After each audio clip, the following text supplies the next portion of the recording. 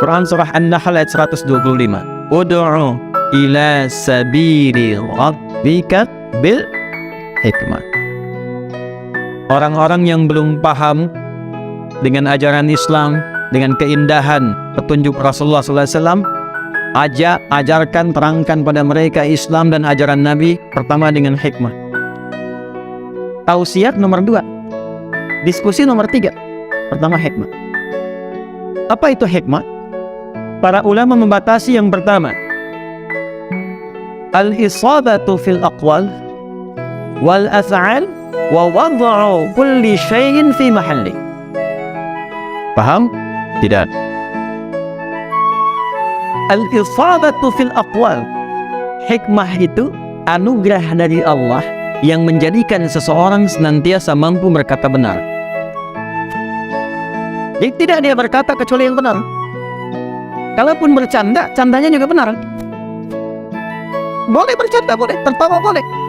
Ada 150 hadis canda Nabi. Ada hadis kalau dikumpulkan kurang lebih 150 canda Nabi. Nabi bercanda dengan sahabat, termasuk dengan nenek-nenek. Datang seorang nenek pada Nabi SAW, faqalat, maka dia berkata, ya Rasulullah, ana fil jannah. Ya Rasulullah, saya di surga. Di mana nanti? Kata Nabi, ma kunti fil jannah. Nggak ada nenek di surga. Maka dia borong. Ya, dia borong pulang. Dia berpikir saya ibadah sampai jadi nenek-nenek, tapi saya nggak bisa ke surga.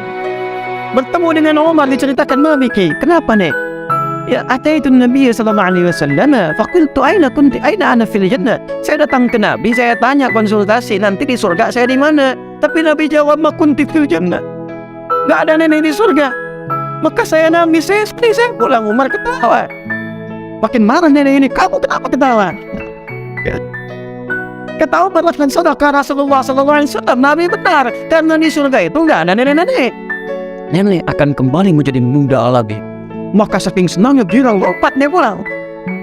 Itu satu di antara hadis canda Nabi sallallahu alaihi wasallam. Ya, maka kembali kepada hadis tadi, ya, kembali kepada riwayat tadi, dikembalikan pada Nabi sallallahu alaihi wasallam. Hikmah yang pertama, kemampuan yang dianugerahkan oleh Allah untuk berkata dalam setiap keadaan dengan cara yang benar. Tapi hikmah juga bukan sekedar benar. Awas. Yang kedua, teruskan dulu. Wal af'al, sesuai antara perkataan dengan tindakan. Jadi kata-kata dia benar, tapi dia juga mengerjakan itu. Kan ada yang pandai mengatakan benar, tapi dia belum tentu mengerjakan itu. Termasuk hati-hati. Saya, Ustadz, alim, kiai, habaib, guru, itu kalau ada orang mengajar tapi dia tidak melakukan itu, dikecam pertama kecamannya dalam Al-Quran, di mana otakmu katanya? Quran surah kedua ayat 44. Atamuruna an-nasa bil birri wa tansawna anfusakum wa antum tatluna al-kitab afala ta'qilun. Pandai nasihati orang, ya, kamu sendiri nggak amalkan sedangkan engkau tahu dalilnya. Di mana disimpan pikiranmu katanya? Ya. Maka apa yang harus dilakukan? Antara perkataan dengan perbuatan, hikmah itu senafas. Contoh, maaf, tahajud itu penting tidak?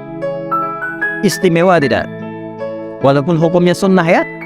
Antum katakan misalnya, tahajud itu penting, istimewa, bagus, tapi antum sendiri nggak kerjakan. Nah, itu belum hikmah.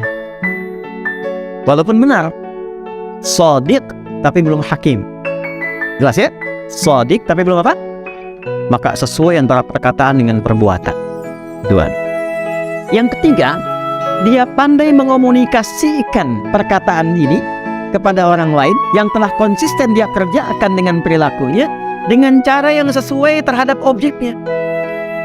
Dia tahu cara berkomunikasi. Oh, ini maaf sekali, kepada orang tua begini caranya, kepada anak-anak begini caranya, kepada anak muda begini caranya.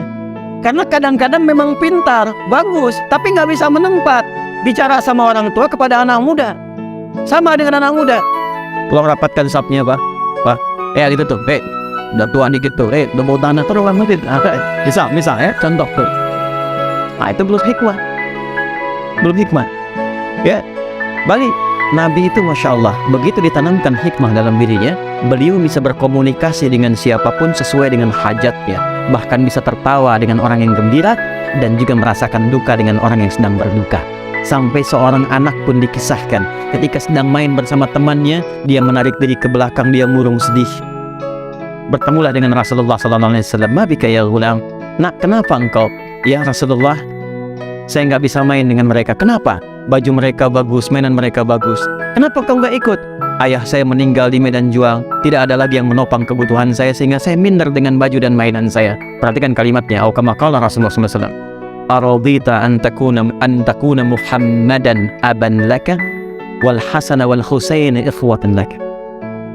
Kamu ridha nggak kalau mulai detik ini Muhammad SAW jadi bapak yang merawatmu? Angkat Hasan dan Husain saudaramu. Kata anak itu, "Saya ridha ya Rasulullah." Maka dicarikan pakaian yang baru yang bagus, mainan yang bagus. Kata Nabi, main dengan anak-anak itu. Begitu datang ke tempat mereka, beliau senang, anak itu gembira, senang. Sampai anak-anak itu heran yang kedatangan anak tadi. "Kok baju kamu bagus, mainan kamu lebih baru, dari mana dapatnya?" Dikisahkan oleh beliau, "Bapak saya meninggal, ketemu Nabi, terjadi begini, begini, begini." Apa komen anak-anak itu? "Ya Allah, kenapa bapak kami nggak meninggal juga?"